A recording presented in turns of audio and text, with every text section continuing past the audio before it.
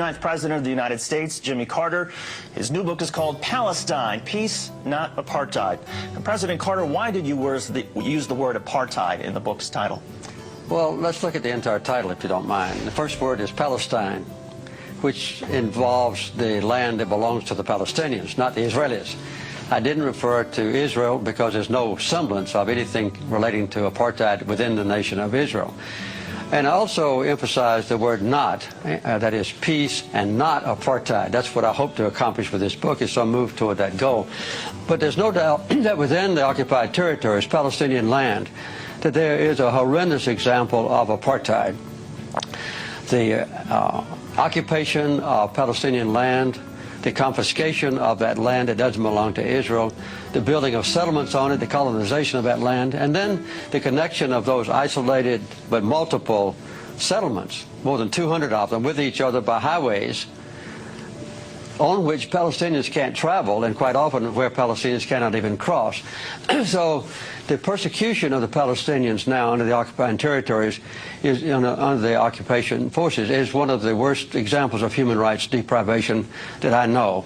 And I think even worse though than a place like Rwanda. Yes, I think, yes.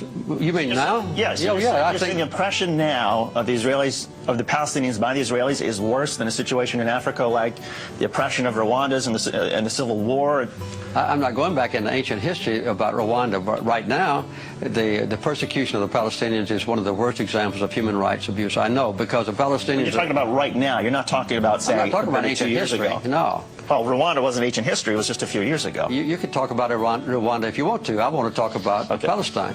What is being done to the Palestinians now is horrendous in their own territory by the occupying powers, which is Israel. They've taken away all the basic human rights of the Palestinians, as was done in South Africa against the blacks. And I make it very plain in this book that the apartheid is not based on racism, as it was in South Africa, but it's based on the desire of a minority of Israelis to acquire land that belongs to the Palestinians and to retain that land, and then to exclude the Palestinians from their own property and subjugate them so that they can't arouse and demonstrate their disapproval of being robbed of their own property. That's what's happening in the West Bank. And the people in this country, in America, never know about this. They never discuss this. There's no debate about it. There's no criticism of Israel in this country. And in Israel, there is an intense debate about the issues in this book.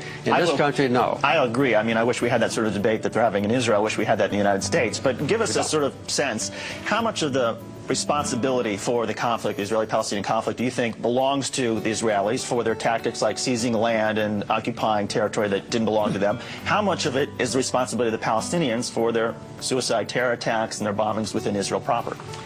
Well, as a matter of fact, the basic cause of the conflict is a sustained occupation of other people's land by the Israelis. And this is a direct violation of United Nations resolutions. It's a direct violation of the International Quartet's roadmap. It's a direct violation of the commitments that leaders of Israel have made in the past at Camp David when I was president and in Oslo, promising that Israel would withdraw from occupied territories. They have failed to do so. In response to that, and I'm not excusing them, there have been acts of violence. As a matter of fact, though, Hamas, the #1 accused persons of violence, have not committed an act of suicide bombing that caused an Israeli life now since August of 2004. And I hope that they won't do that anymore. Other participants of the Palestinian society, smaller ones, have committed some atrocities. But the loss of life in the entire occupied territories has been horrendous.